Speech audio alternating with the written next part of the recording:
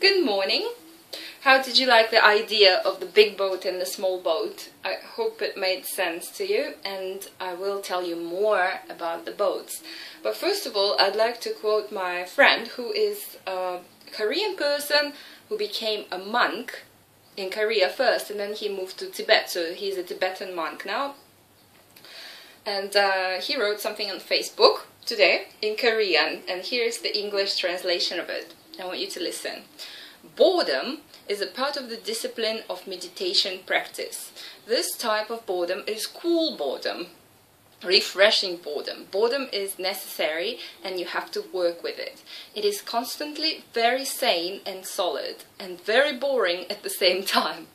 But it is refreshing boredom. Such boredom seems to be absolutely necessary. Cool boredom. 정얌둥파 rinpoche. Wonderful. What can we say about boredom? We are scared of boredom. We are scared of it as if it's a rattlesnake going to bite you. But boredom, and I totally agree with him, maybe not about the language, cool and necessary, not sure, but it is definitely something to overcome on your path to self-expansion and self-growth. Boredom. I better make a plan for this weekend not to be bored. I better make the plan for tonight. I call my friend because I am afraid of the stillness. I am afraid of the state of emptiness. Emptiness isn't like, okay, now I have to do this and now I have to do this and next I will have to do that. So I'm very busy. I'm going to keep myself busy so that I'm not bored. It's fun, right? Face the boredom, face the silence, face the nothing to do. Sometimes. It's like after shaking, after ha ha ha ooh, going into the Shavasana, lying on your back and just emptying the mind, doing nothing, relaxing. Like if after the exercise you want your body to relax and be still, this is the same thing that should happen with your mind. And boring is a negative word as we're used to it, but it can be a very positive concept that makes you grow. So embrace the boredom. Next time you're thinking, oh, I better come up with something because otherwise I might be bored. I will be bored. Excellent. My plan is to be bored tonight. For a few hours, I'm going to be bored. Excellent. Right. Good plan. Now, next topic is a message online from one of us. I have to read it. Oh God, today at the railway station, a lady was looking at me from about 100 feet away. I thought, wow, she is actually looking at me. Next minute, she is in the same carriage as me and she keeps smiling at me, and I found it very hard to smile back. I did once or twice. She was so attractive. Another chance gone. I was thinking, what was a very attractive woman looking at me for? I don't understand. I don't stand a chance. This is the important phrase. I don't stand a chance of meeting a woman, even if a woman likes me. I shy away. Lina, please help me. Okay, now. People are all equal. You, me, and everybody else. Here and there. There is nobody who is better than you at everything. Surely they might have better clothes right now at this point of time than you. Surely they might have a better position, but who defines the word better? They might have more money, or more shoes, or more hair on their head. That is in no way better. It is just more shoes or more hair at this time alone. What happened in their past? Nobody knows. What will happen in their future? Nobody knows also. Maybe they will drink themselves to death and lose everything and be in debt. Also, when you look at people from the surface, that is a nice car he is driving. He definitely has more than me. And when you look at his bank account, it's debt. It's all in minus. The car is on a hire purchase and he's struggling to make payments. Do you see that? No, you don't see that. You see the car, so you think, oh, he must be better than me. But actually, you might be better off because you're on zero and have $10 in your pocket, but you don't have a minus in your bank. So who's better and what is better? When you consider other people, a beautiful woman, a handsome guy, a taller person, a lady with a more beautiful figure than yourself, a more successful person, a younger person, do not look up, do not look down. Look at the same level. Do not be intimidated by people, nor raise yourself above them thinking, well, I can look down on you because of this, this and this. Because this and this is very subjective, and that is what your definition of better is and your definition of higher is. And that is personal to everybody. Children. Yes, at a very young age we learn that if you have a better toy, everybody will come to you. So, Mom, can you buy me this toy so you get more friends in kindergarten? Yes, maybe, but before that age, when we're pure and innocent, we look at everybody equally. Adults, yes, they're there, they're just tall. It doesn't mean that they're better. Look at it with a neutral point of view. All on the same level.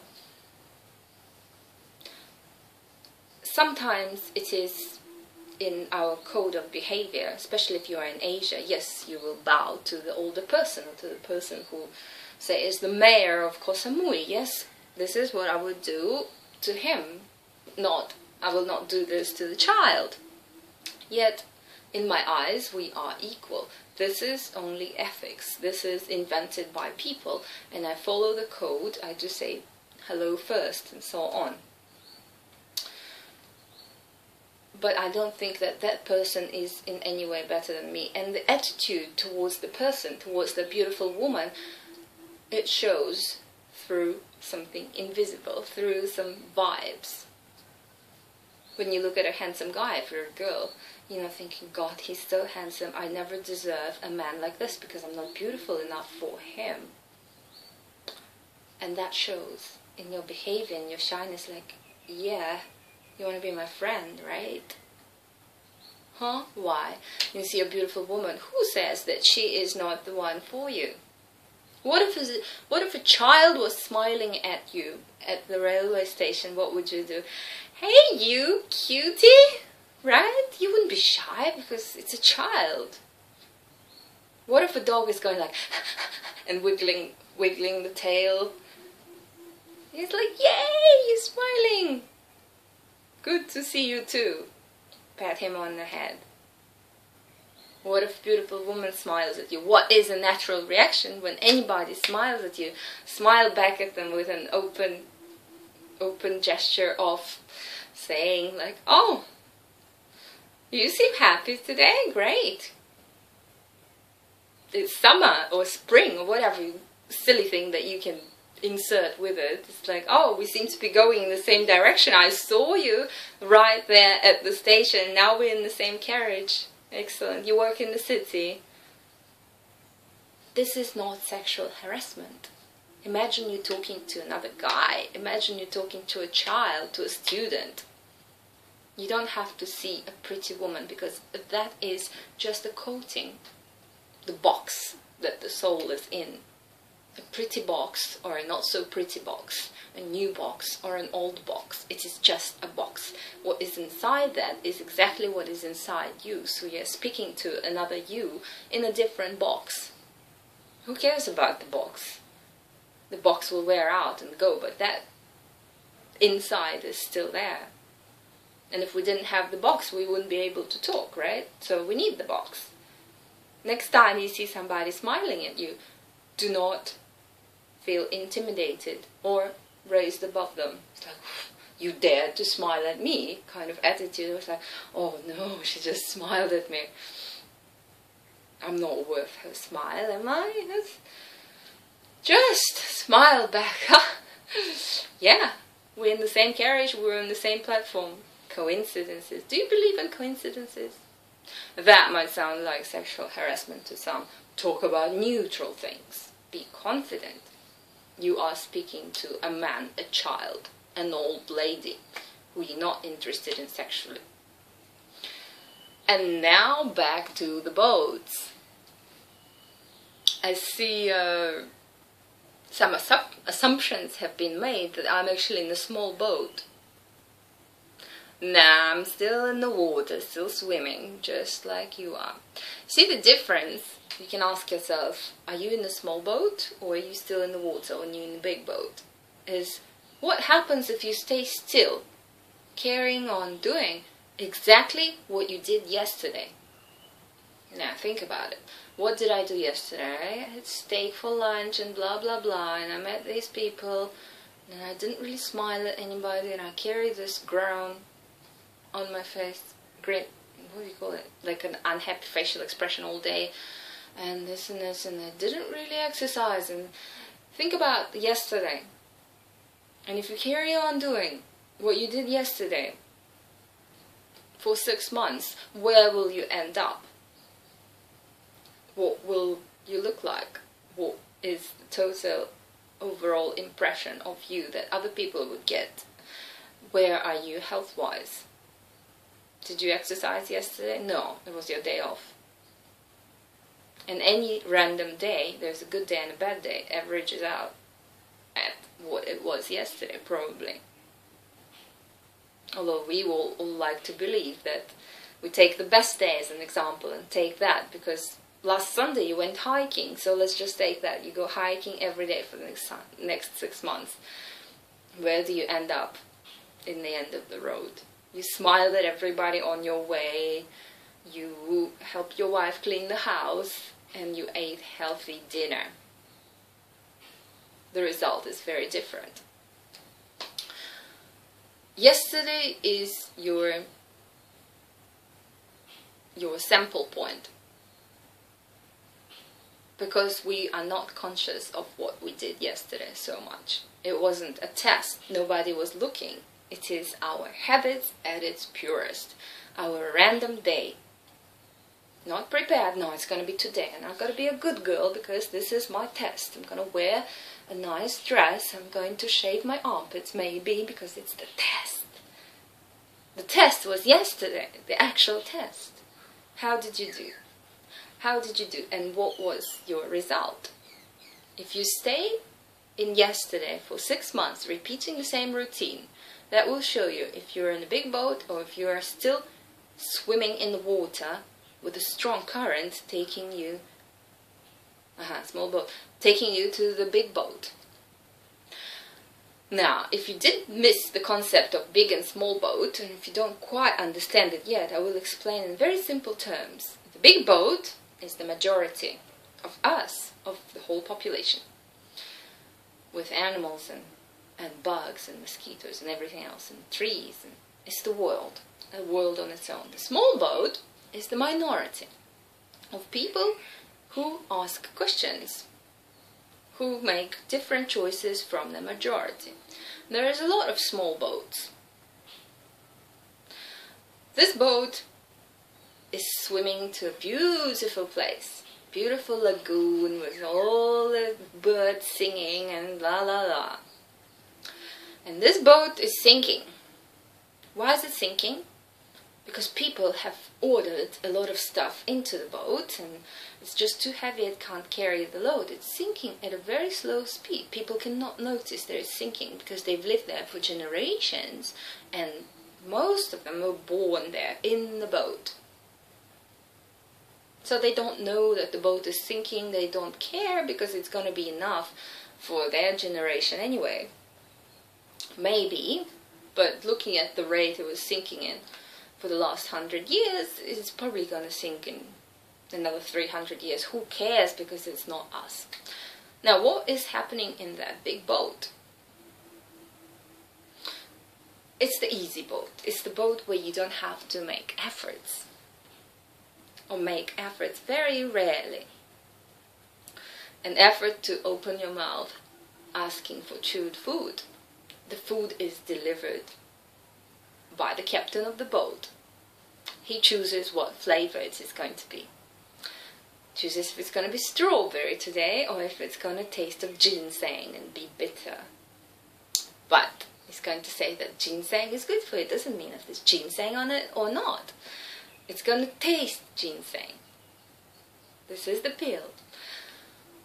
And people will swallow it. Because it takes effort to question the chewed food. To go put it under the microscope and have a look what is actually in the chewed food. Why does it taste strawberry? Is there any strawberry in it? Or is there any ginseng? Who cares? No effort needs to be taken. The food is delivered. Captain is the authority. He drives the boat. He sails the boat. No need to question the captain. You are comfortable enough. Think about your little area, your kids running around, and adore the environment. Are the people happy? Happy-ish. It sort of goes up happy and they're like, hold on, I'm not happy. I need something else. Happiness is very temporary. People know happiness in the big boat. People know happiness in the small boat. Happiness in the big boat is a short-term happiness. Happiness in the small boat is a long-term happiness without an end. Because people understand in the small boat that there are no limits, that we are not in a box, that things do not end, that love does not end, that there is enough food for everybody and so on, that there is enough cars and clothes for everybody too. You don't have to cling to it, and there will be enough for years and years and years and centuries to go by. To come by. Okay, now what else is going on in the big boat? Stories, eh? You're not a child anymore to listen to stories. If I told you the reality the way it is, it'd be almost meditation, i.e. very boring, like we found out just before. Boredom is part of the meditation. People in the big boat are scared of the word boring. Oh, this is boring, that is boring. I better do something else. Fun and entertainment is what drives life. There's movies, there's food, there's performances, there's everything just to entertain the people. But what is all the key in all the entertainment? The key is that it's already packaged for them. It says on the cover what type of entertainment it is and what feelings it is going to give 100% of the audience. It's already decided by the captain of the boat how a certain part of the entertainment will make people feel and what message it is going to give. The message is already written on the box, so you know, aha, a horror movie. Okay, I see how it's going to make me feel. Excellent. Now the message. Okay. And so on. Now let's, don't quite remember what the big boat was like, but anyway. There are certain people who live and who were born in the big boat. That at some stage in their life, maybe when they're 10, maybe when they're 50, question themselves. They kind of run to the side of the boat, look back, and think, God, what's going on? All these people eating chewed food, and they're all fat, and I'm going to be just like them, and I am just like them, and I don't like being just like them. Is there something else out there? Is there something else out there? I don't know. But this question stays in the person's mind. What does he do? If he's brave enough, and he's saying, well, I might be eaten by sharks, or by the people from the big boat, whatever is more scary, but I'm going to jump from this boat into that dark blue water. Who knows what's there? And I will swim and see what I can find. And they jump. And the current is strong, yet they swim. And while they swim, they ask themselves question. Well, I'm actually swimming. I feel like I'm getting fitter. I feel like I'm getting stronger. I feel that I am getting away from all these voices shouting, yay, that's fun. Oh, that's boring. Oh, have you heard those neighbors? They bought a new house. Oh, okay. Oh, they're in debt. Oh, this and this. Oh, he traveled. Oh, she got a baby. Oh, da da da da. And all these voices, they get further and further away as you swim against the current. But you're smart, because you're not going to use all your energy up in the first 3 days. You swim and swim and you don't see anything, yet the sea, the color of the sea gets more and more blue. It is more transparent. You see that there is another world out there.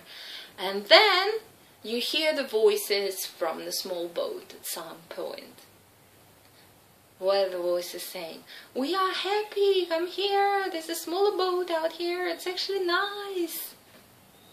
There is no worries. There is no desires that torture you, that desires that make you suffer. Desires, the unfulfilled desires that make you suffer, because they're not the fulfilled desires to own, desires to possess, desires to do certain things to other people, perhaps harm other people in order to gain something for yourself, greed and so on. Whatever this person left at the big boat is no longer there. You can't hear it. You can sort of hear it in the back, and you miss certain things because you're swimming and it's hard and you're getting exhausted and you're thinking, okay, you have these moments when you're down and you think, I just left a very comfortable big boat. I was getting chewed food every day. I didn't have to worry about anything. I didn't have to swim. I was just sitting there in the chair. I was fed. I had the entertainment. I was walking in circles every day around the boat, saying hello to my friends, watching a movie with them. Then on the other side of the boat we'd have dinner, eat some chewed food with parents. And I would go another loop, another loop, another loop, but it was very comfortable. Why the heck am I swimming here in the dark seawater? Maybe there are sharks. And then there's horror. What did I just leave? What are the people thinking about me? They're probably thinking that I've died. They're probably thinking that I've gone crazy. They are probably thinking that I must be really stupid to jump off such a big, comfortable boat into the unknown, into all these silly questions. Why did I even ask myself these questions? All my family is out there, all my friends is out there on the big boat. Why am I swimming into the unknown? God, I don't want to swim. I'm exhausted. Let's just lie on the back and float back to the big boat. And you think, no, I can't do that. I can't do that, because there must be something out there, and I have unanswered questions. I've always had these questions that were in my mind. Questions of what is the meaning of eating the chewed food? What is in the chewed food? What is the captain thinking? Why is he the captain? Why am I not the captain? Do we need a captain? All these questions. When I asked my friends those questions, they said, stop thinking about that. That is boring. You want to watch a movie? Yeah, let's go watch a movie instead. Let's play Facebook. What are you talking about? We don't understand what you're talking about. And then he starts to swim back. He's had his rest on the back, floated down towards the big boat. Again, the voices from the small boat. He can hardly hear them, but he still has the questions, so swim again and again and again. And it's a long journey, and it's really hard. Because you miss your friends, you miss your family, you miss everybody. Sure, you can see them, you can hear them, but you are swimming further and further from them. The more questions you ask, the more you separate from the friends. And sometimes when you go in the back and think like, okay, I'm gonna give up, I'm gonna go back to the comfort. You float back, you meet your friends. What do they say? You are nuts. Why would you ever leave the boat? let's talk about the movie that we just watched. You haven't watched that movie? What? You don't know how to use this app? You're not part of the Facebook anymore? What happened to you? You're not the way you used to be. You've become this boring person. So what's your fresh gossip? What are you going to tell us? You heard of anybody cheating recently? We'd love to hear that. You want to talk about the vomit out there? Yeah, let's talk about the vomit. Oh, don't talk about the field of flowers. You're seeing the world through pink glasses. There's vomit everywhere. Look at it. There is vomit. You're just living in your dream. The person starts to tell them, there is a field of flowers out there. Behind the mountains. Behind those waves. There is a field of flowers. Let's talk about it. You should be realistic. Look at the floor. You'll see vomit. There's carrots, there's noodles. I wonder what kind of noodles those are. What do you guys think? What kind of noodles? What kind of carrots? It smells bad, doesn't it? It's awful how it smells bad. I wonder who vomited. You find yourself back there in the sea. You jump again and you swim and you swim. God, I want to get away from the group who discusses the vomit. I don't want to know what's in the vomit. I don't want to know what kind of noodles they were before somebody ate them.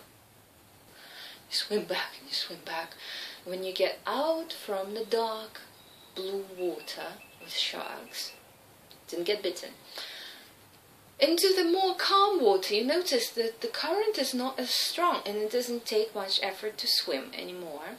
You've lost all that extra luggage that you had attached to your body because you've been swimming, you've been making the effort. And the seawater is not that scary anymore. You can see through it. You see that there are no sharks, and then a little baby fish. They're actually quite cute and beautiful, and they look lovely, and you can touch them and they're not scared of you. But the people on the big boat told you there were sharks. There must be sharks somewhere. There are sharks, but there are not many of them. Aha. Now the people on the big boat don't really know. They think that the whole sea is like that, and that swimming to the small boat that is not really out there in their opinion, but now I can see it. It's really hard, and sharks are everywhere and they can eat you, and it's also dangerous. But now that I'm out of the deep waters, I can see that it's quite pretty. All the corals and the seaweed and the fish, very colorful. And the current gets slower and slower, and the water is more transparent. It is shallow, you can see the bottom. You feel that you are swimming in a very comfortable environment. You start to enjoy the swimming. It's actually not that hard anymore. You have the muscles, you have the energy, you have the motivation, because you see that it gets better. And you shout back to the big boat, guys, it's nice here. Guys, the water is not that dark and there are no sharks. But they don't hear you. Guys, can you hear me? Yeah, leave your boring stuff to yourself. We're watching a movie. Aha, okay. Sure, right. Oh well, they like to do what they like to do. You can smell some pizza from the big boat. You can hear the voices, ha ha ha, ha ha ha, people watching sitcoms. Oh well. They enjoy that. I enjoy this. This is beautiful. Now let's meet some people. Who else is swimming out here? And you see other people who also have come from the big boat. And you feel like you've just met your brothers and sisters. You ask them, guys, what are you doing out here? And they tell you, you know what, we were living on the big boat and we were born there and our parents were born there, but somehow it just didn't feel right, and some things could have been different because we saw people suffer and we saw people getting fatter and we saw people getting more lazy, and we jumped off and we came back and we jumped off again. And it was so hard to swim at first, but now it's actually quite nice. Now it is actually quite nice, and it is all blue waters, and see the beautiful fish. Look at the beautiful fish. and you can totally relate to how the other people feel. You ask them, well, do you guys miss the movies and miss the vomit at all? And they said like, huh? Not really. They said, well, do you miss your parents? Do you miss your friends? Like, yeah, we can still talk on the phone. We can still meet. But what do you talk about with your friends? Well, somehow you feel that you're miles away with your friends, because you are miles away. They're new friends, so we can be friends, and you make new friends. You make new friends who have swum from the big boat into the shallow waters. And you swim around with them, and it's wonderful. But the current is still there. It's not noticeable. Yet, if you lie on your back and think, wow, this is good, now I don't have to do anything. No, I'm here with the shallow waters and the beautiful blue sea. And you don't realize that the current is still taking you down to the big boat. And it gets stronger and stronger.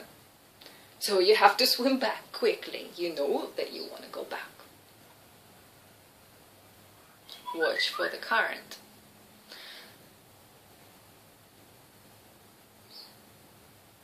This is getting longer than the usual sitcom, so I'm going to say goodbye to you for today and continue tomorrow maybe. If you're still not sick of big boat, small boat series. Thank you for listening and goodbye.